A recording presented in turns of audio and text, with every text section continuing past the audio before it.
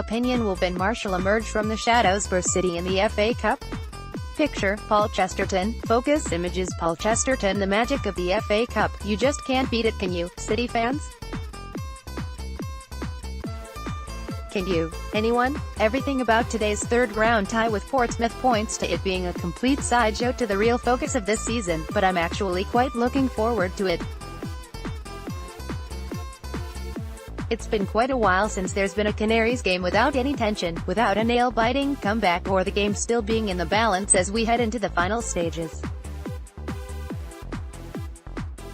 Yet this evening, almost no one in the stadium will be too upset if they lose, a sad indictment of the decline of the world's oldest club competition. Anything short of a total abdication of duty to, such as the 4-0 home embarrassment at the hands of MK Dons in the League Cup in 2011, and I suspect City supporters will handle a defeat with a shrug of the shoulders. Daniel Farke's team were in such an unexpectedly strong championship position that the collective sigh of relief was palpable when the final whistle went at Brentford on New Year's Day. Cup action seen merely as a welcome break. Hopefully, one day, in the not-too-distant future, the FA Cup will matter again to Norwich. Today is not that day. Unfortunately, it does feel like the competition has had to be at the bottom of the club's priorities for quite a while though, such has been the constant battle for league progress in the past decade. Let's get the depressing bit out of the way. City have gone out in the third round in each of the last 5 seasons and been knocked out by lower-level teams in 4 of the past 10. Only one of the last 10 ties at Carrow Road have brought a Norwich victory, beating Burnley 4-1 in the third round in 2012 when the Clarets were in the second tier and Paul Lambert's team were in the Premier League.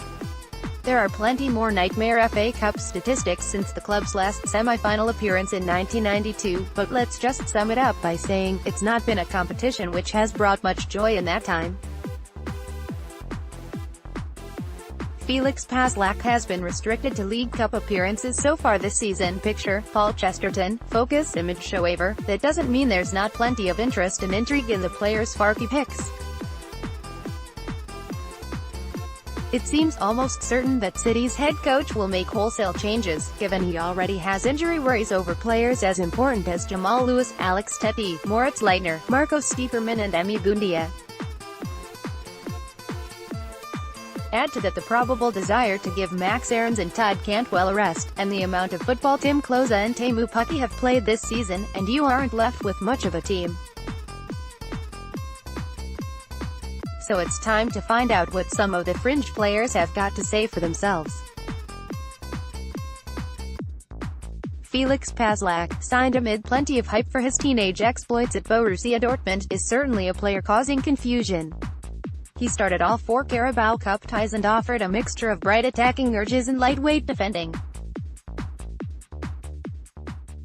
If the German is sticking around for the rest of the season, he surely has to be involved, otherwise, what's the point of having him on loan? Grant Hanley can bank a much-needed 90 minutes in defense and Tom Tribal in midfield, after an encouraging display at Brentford. Former skipper Ivo Pinto looks very likely to leave when his deal expires in the summer. Can he put himself in the shop window, or will he stay to fight for a place?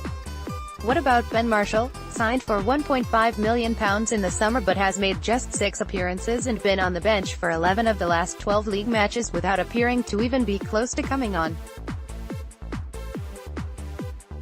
If he doesn't get a chance to impress against Pompey, then there doesn't appear to be much hope for the rest of the season. Even lone striker Jordan Rhodes, a hit in the stands and dressing room thanks to his attitude, but with just 1 goal from his last 11 league games. Given the form of Pukki, it's little surprise that his last 9 appearances have been from the bench, but he must be desperate to add to his tally of 8 goals. Throw Dennis Serbeni and some young prospects into the mix as well, and there's plenty for supporters to enjoy from a match against tough opposition in League One leaders Portsmouth.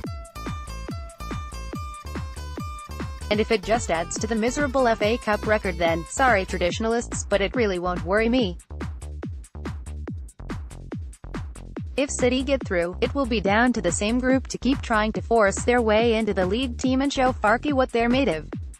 Given the potential promotion battle that's within touching distance, that's well worth fighting for. Elsewhere in the Cube, if you haven't had a chance to have a read of my interview with Jamar Lowe's elsewhere on the website yet, do give it a look before Woking take on Watford in the FA Cup third round at 2 p.m. on Sunday. It's always good to see academy products who didn't make it at Norwich bouncing back, and Jamar has had to do it the hard way, after an ankle injury ruined last season for him. That one is live on BT Sport if you fancy watching it. There's more FA Cup interest for former Canaries of course though. Harry Toffolo and Jason Shackle go to Everton with the giant killers of recent years, League Two leaders Lincoln, in one of the few 3 p.m. Saturday kickoffs. Some of Toffolo's FA Youth Cup winning teammates will also be hoping to be part of famous upsets. Cameron McEwen heads to Burnley with Barnsley. Reece Hall-Johnson and Grimsby also travel to Premier League opposition when they take on Crystal Palace, and Cameron Norman is away to Brentford with Oxford. Top work, Tim amid the hard-earned draw that took real character from City after a poor first half. The 1-1 draw at Brentford could well prove to be a turning point for Tim Krul. The two spectacular saves in the second half at Griffin Park were just the sort of confidence boost Daniel Farke's number 1 needed, particularly after conceding 4 goals against Derby that he had little chance with. There's no denying there have been plenty of questions about the former Newcastle keeper during the first half of the season, but he also made some crucial stops as City fought back against Forest. As we were heading towards the January transfer window, I was starting to worry that a keeper might have to be added to Stuart Webber's list, but overall, the Dutchman seems to be winning his battle to regain form and fitness now.